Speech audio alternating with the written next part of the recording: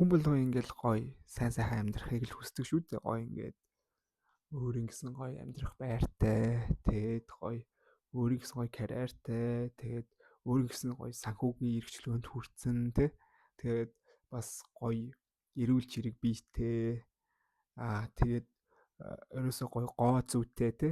Одоо жишээлх юм бол гоо зүй гэдэг чинь маш нандин гоё зүйл шүү дээ. Одоо жишээлх юм бол би нэг юм гоё бие гоё авч явж байгаа. Тэгээд үнэхээр гоё үзэсгэлэнтэй эмэгтэй харах юм бол би үнэхээр гоё мэдрэмж авдаг. Яг тэрэн шиг ингээд бид нэр яг тийм гоё гоо зүг өөрөө өөртөө бий болгох боломж байгаа хөөхгүй. Бүх талаараа. Тэр боломж нь яг юу гэхээр гоё цаг хугацаа. Одоо яг ингээд бидний ингээд энэ дэлхий дээр ингээд бид нар ягаад ч мэдэхгүй ингээд төрчихөж байгаа шүү дээ.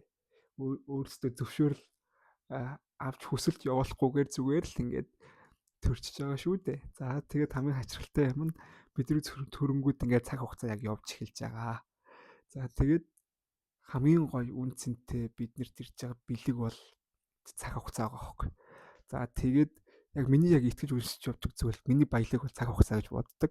За тэгээд хамгийн гол нь цаг хугацаа гэдэг зүйл чинь маш үнэтэй баялаг шүү гэдэг яг яаж би батлах гэж оролдох вэ гэхээр одоо бид нар цаг хугацаа яана. Бид нар цаг хугацаагаараа юу ч болж чадна. Одоо жишээлх юм бол ажил хийгээд мөнгө олж авч чадна.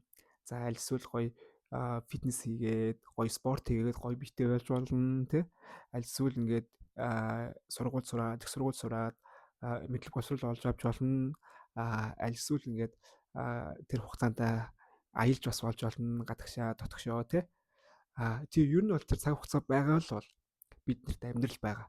Биднэрт амьдрал байгаа л бол биднэрт боломж байгаа. Яг тэрийгээ л хамгийн гол нь зөв ашиглах хэрэгтэй. Тэгэхээр яг тэр цаг хугацаагаа зөв ашиглах тэр урам зориг болон тэр гайхалтай бүтээлч чадварыг хамгаалах нэг зүйл нь юу вэ гэхээр ерөөсөө зөв дадлыг бий болгох юм байл дээ гэж би ойлгосон л да. Өөрийнхөө амьдралаас харахад одоо жишээлх юм бол ингээл өглөө бослоо зүгээр сонголт ирчихэж байгаа байхгүй. Одоо жишээлх юм бол за утсаа скролдоод сошиалдоо уусах уу? Аль эсвэл зүгээр л өглөө сайхан бослоо сайхан гүнзгий амьсгаа авлаа, сонголт хийлээ, сайхан бүлээ усуулаа, гарч гоё агаар талхлаа ажилд явахаас өмнө те. Аль эсвэл ажилгүй байгаа сайхан агаар талхлаа, чөлөө цагаар юу их гоё фитнес хий. Тэгээд хамгийн гол нь өөрт нэгж гоё аавж заяасан гоё энэ биеиндээ хамгийн гоё гайхалтай хоол хүнсийг сорчилж идэж ууж те. Тэгж явах юм бол бид нэр үнэхээр гайхалтай гоё эрүүл чирэг бий хатаална. Тэгээд зав гарах юм бол сайхан ингээд 5-10 хуудасч байсан хамаагүй уншаа тий. Тэгэх юм бол бидний тарих ингээд маш гоё бүтээлчээр сэтгэх болно. Тэгээд ер нь 1000 ном уншсан хүн 1000 амьдралаар амьдэрсэн тай адилхан гэж гоё үг гэдэг шүү дээ. Тэгэхээр одоо энэ номон дээр гарч байгаа гоё үйл явдлууд өөрийгөө тавьж үзээд яг би хэрвээ энэ гол дүрийн орноос нь ямар шийдвэр гарах байсан бэ те. Тиймэрхүү гоё боломжтой байгаа байхгүй. Тэгээд зөндөө олон гоё найс нөхдөдтэй болоод тэгээд тэднэрээс гоё эргээр суралцаад явах хэрэгтэй. Тэр л гоё л гэж би бодлоо л да. Тэгээд яг бидний амьдрал угаасаа амьдрал болсон сайн муу сүлэлдэн тэгээд зөндөө олон хүмүүс тааралтан тэгээд ихэвчлэн одоо ингээд жоохон буруу зүйл рүүгээ явах тэр тал руугаа найс нөхдөд гарч ирж штэ. Хамгийн гол нь тэр чинь хамгаалалт байх хэрэгтэй байхгүй. Тэр хамгаалалт нь юу гэхээр зөв дадлт хөрөв хэлсэндээ зөв дадлыг л болгоцсон байх хэрэгтэй. Одоо жишээлх юм бол ерөөсө тарих альва зүйлийг програмчилж ингэж дадал төвчл болгоходоо амархан тэрийг яах вэ гэхээр зүгээр л давтаад нэг сар хийчих ч юм уу те. Одоо жишээ миний туршлагаас юм бол би ингээд өглөө босоод ус уугаал obvious эцсэнд бол obvious-ийн амтыг мэдэрч байгаа бол би өнөөдөр би яг жимд хийм байх гэдгийг ерөөсө програмчлаад өгсөн байхгүй. Тэгэхээр ерөөсө амар. За тэгээд дараагаар нь угаасаа бидний дотор угаасаа бурхан житгэр хоёр байгаа. За тэгээд ер нь бурхан бол ширэнд бай чи энийг хийх юм бол чи одоо жишээ нь өнөөдөр чи ингээд жимд явах юм бол чи ирээдүйд гоё өвдөж авдахгүй гоё эрүүл чирэг биетэй ажил өвдөгч гоё биетэй болно шүү дээ гэж бурхан чанар маань санд болгож байгаа. Чөтгөрлөг санал маань юу?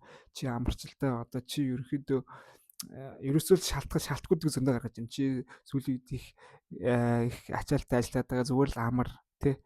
Зүгээр хамгийн гол нь тэр үед ерөөсөө яг зүгээр л гоё зүйл, гоё сайхан зүйлээ л дагчих хэрэгтэй. Тэгээ програмчлал чинь одоо жишээлбэл бол би ингээл ерөөсөө л энэ гадагшаа гарч ирснээс хойш би ингээд маш эрүүл хооллоод жим хийгээл ерөөсөө ингээл ажилдаа төвлөрөөл ингээл мөнгөө хөрвүүлээд аялахын тулд те тэгэл ажиллаа хийгээл хичээлээ давтаал хэлээ сайжруулаад ингээл явсан.